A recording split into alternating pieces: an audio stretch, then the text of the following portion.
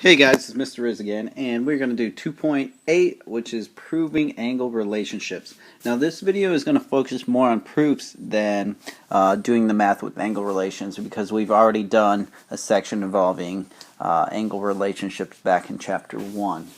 So we're going to focus on proofs, and so first we got to focus on a lot of new postulates. We have a lot of them. Let's get it started. First, angle addition. Angle addition is very similar to segment additions, where we have two smaller segments or two smaller angles add together to equal a larger angle. And so if we have an example here, we have the two angles here and here add together to make up the whole angle. So we would say angle, or the measure, because we have to use measure in this case, measure of angle ADB plus the measure of angle BDC equals the measure of angle ADC. So just like with segment addition, we have two angles that come together to form one larger angle. It can work conversely, but not a lot of these things in this section work conversely. In fact, this might be the only one of the few. Okay, next one. Definition of a linear pair. That's pretty simple. It's if we say, we're going to use just a lot of examples here. If angle 1 and angle 2 are a linear pair,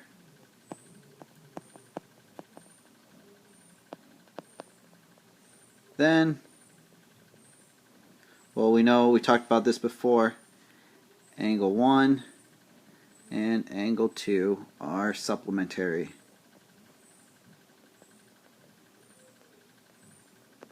We could also say that they're adjacent, but pretty much in proofs we're going to focus on the fact that they are supplementary. Because remember, all linear pairs are supplementary. Now this does not work conversely, because not all supplementary angles are linear pairs. Well, speaking of supplementary, the definition of a supplementary angle, we'll use an example again. So if angle 1 and angle 2 are supplementary,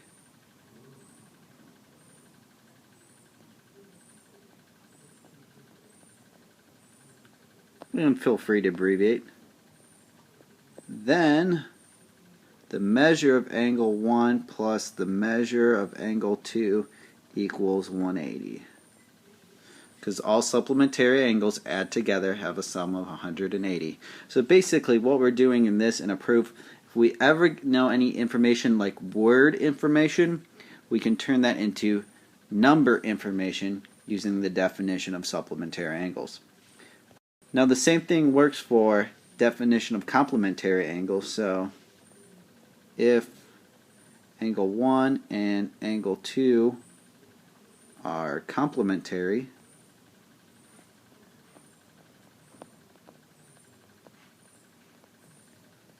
then the measure of angle 1 plus the measure of angle 2 equals 90, or 90 degrees.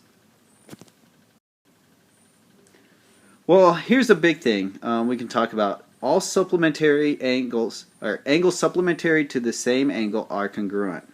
So what that means is, if angle 1 is supplementary, or angle 1 and angle X are supplementary, I'm going to abbreviate here, so, and we figure out angle 2 and angle X are supplementary,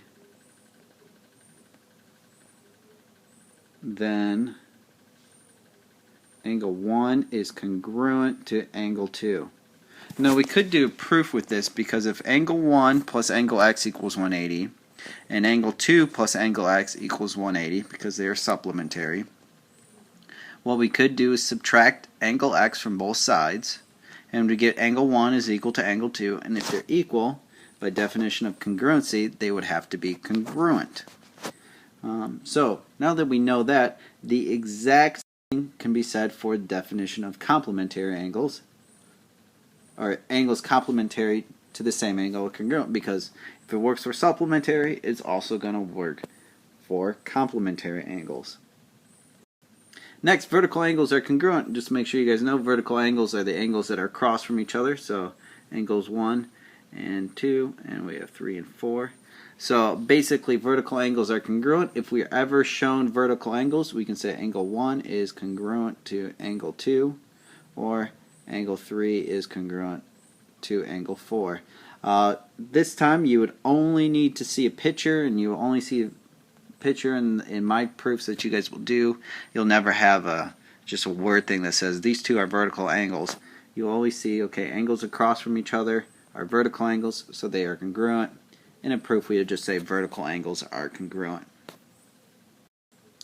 Definition of an angle bisector. So an angle bisector, if we say if OB bisects angle AOC, so as a picture that would look like AOBC, OB bisecting AOC, then we would say the angle AOB is congruent to angle BOC, Blue Oyster Cult. Alright, we've talked about this before. Angle bisector makes two congruent adjacent angles. So if we prove that they're congruent, we could actually go backwards and say that there's an angle bisector. Definition of perpendicular. Perpendicular goes like so. So if we have a perpendicular like line X and line Y, it goes 1, 2, 3, 4. So what we could say, if given this scenario, X is perpendicular to Y, and that's the symbol for perpendicular, then what we can say is that angle 1, angle 2, angle 3, and angle 4 are right angles. So that's all we can say. We can say they're right. Now, next thing we'll learn is a little bit more, but if they're perpendicular, perpendiculars make right angles. And vice versa, right angles make perpendiculars. All right angles are congruent, so if we know if angle 1 and angle 4 are right angles, then angle 1 is congruent to angle 4. We could go back and look, well, they could be vertical angles, or they could be supplementary angles that if one is 90, the other one's going to have to be 90, and they have the same measure. So there's a lot we can do with that. Okay, so now some proofs so you guys can get used to what you'll be required to do. Alright, what we have here is that DB bisects angle ADC, and we want to prove that angle 2 is congruent to angle 3. Well, let's start our proof, and just like any proof, we're going to start with the given as our first statement. So ray DB bisects angle ADC, and that is given. Well, let's base a statement, the next statement, off of that. We know angle bisectors make two congruent angles, so we can say angle 1 is congruent to angle 2. And the reason, well, that is a definition of the angle bisector.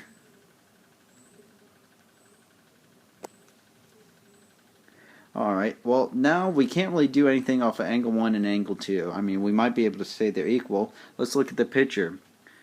If we look, angle 1 and angle 3 are vertical angles, and we want to start talking about angle 3 in our proof. So let's say angle 1 is congruent to angle 3, and why? Well, they are vertical angles, and vertical angles are congruent. Next, step 4. Well, what we can do, since angle 1 is congruent to angle 2, we can substitute that in, or replace it into the first, or into part 3, And so we can say angle 2 is congruent to angle 3 because I replaced angle 1 with angle 2. And whenever we replace, that's substitution. And now we've proven angle 2 is congruent to angle 3.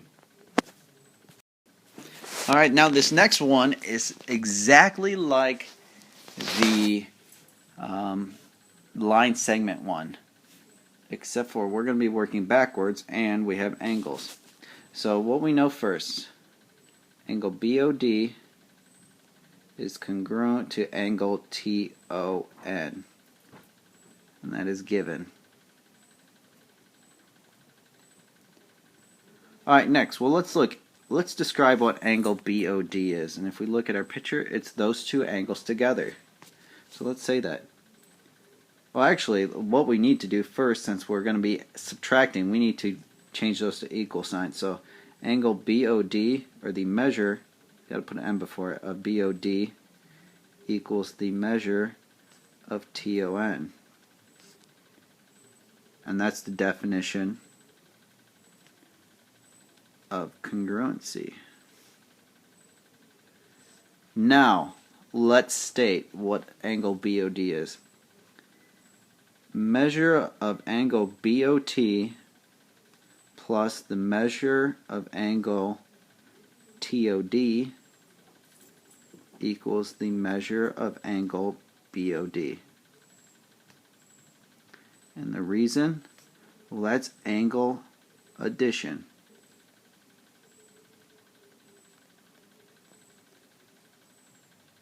But let's do the exact same thing for TON. And since it's the exact same thing, we can keep it as the same step. So the measure of angle TOD plus the measure of angle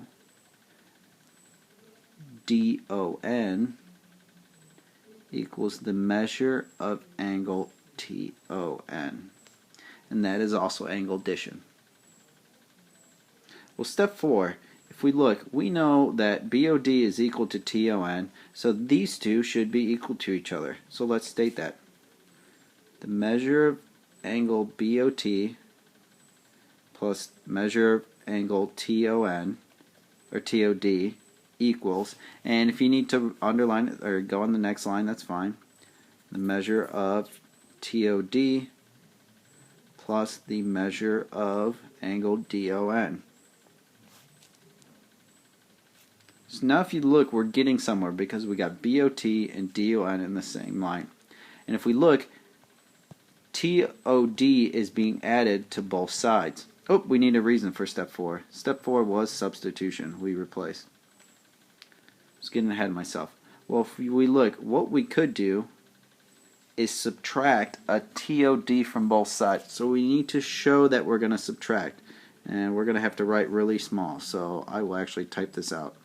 So the first part should look like the measure of BOT plus the measure of TOD minus the measure of TOD equals, and write the second part out, the measure of TOD plus the measure of DON minus TOD. So you can see we started out the same way, but we added a minus TOD on both sides. And when we subtract the same amount on both sides, that is subtraction. Alright, just a couple more steps here. Alright, so if we look at this, we could simplify because a plus TOD and a minus TOD are going to cancel each other out, and we have that on both sides. So next step should look like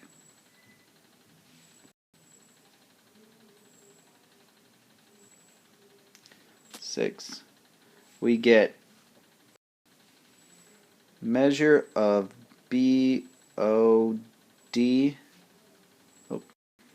BOT equals the measure of angle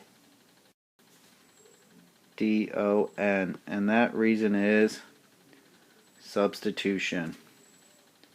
And last, if they are equal, then we can say measure of BOT is congruent to angle DON, and that reason is a definition of congruency. So there's proofs with angles. Now we're going to take a chapter test over proofs. And so make sure if you're confused you can rewatch these videos, or make sure you're doing your worksheets. Good luck.